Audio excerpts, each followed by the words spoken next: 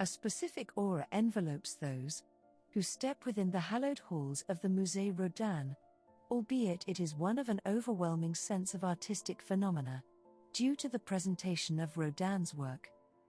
So, it is by stepping into this creative world, Maria Grazia Chiuri continues her artistic endeavor for couture. For Dior Spring/Summer 24, she presented the work and musings of the feminine artist Isabella Ducro.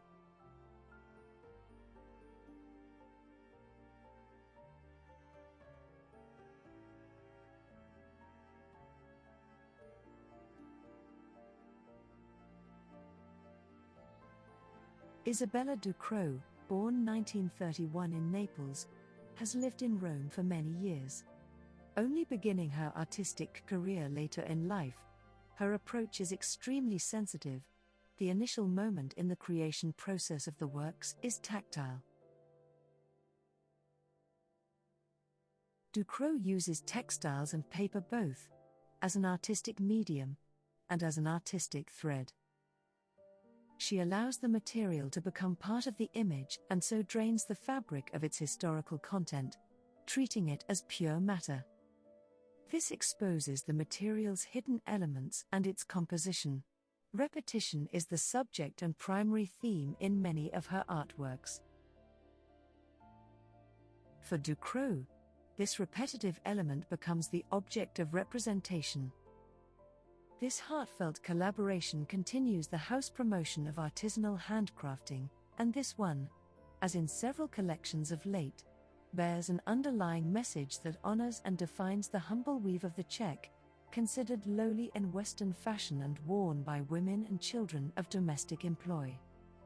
The installation, titled Big Aura, was a series of painterly black lines on a white background that formed a backdrop for 23 handcrafted dresses, intentionally irregular and imperfect.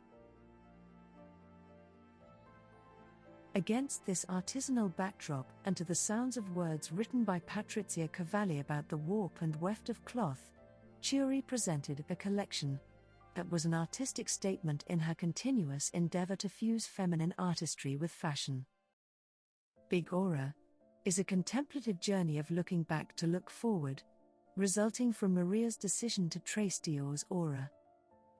Chiuri delved into Dior's archives, recontextualizing couture through pieces like the La Cigale dress from 1952, which grounded the collection with its construction and use of moire fabric, unfurling a striking palette of iridescent gold, white, grey, burgundy, and green.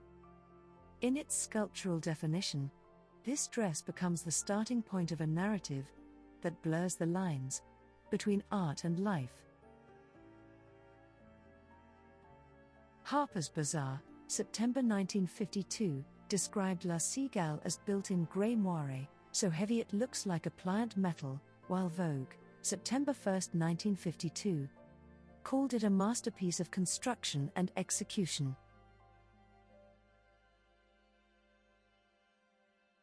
In 1952, what has been called the Dior slouch was placed inside a severe international-style edifice. The devices customarily used to soften surface and silhouette in Dior are eschewed, and the dress becomes the housing of the fashionable posture now required by its apparent weight.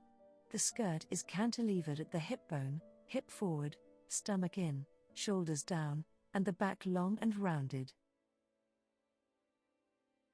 Dior employed shaped pattern pieces to mold the bodice to the body, and likewise to allow for the dilation at the hips. Each silhouette is unique and carries a distinct aura, reflecting the singularity and authenticity of the designer's art while simultaneously a testament to architectural elegance, sculpted with asymmetrical layers of material that celebrate the feminine form and informs the basis of Dior's work.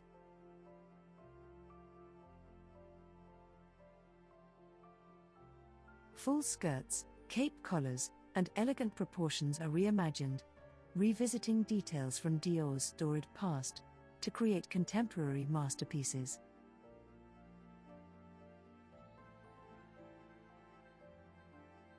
Flowing dresses, delicate embroideries, and the chromatic presence of the garments speak to the aura-like dimension of haute couture.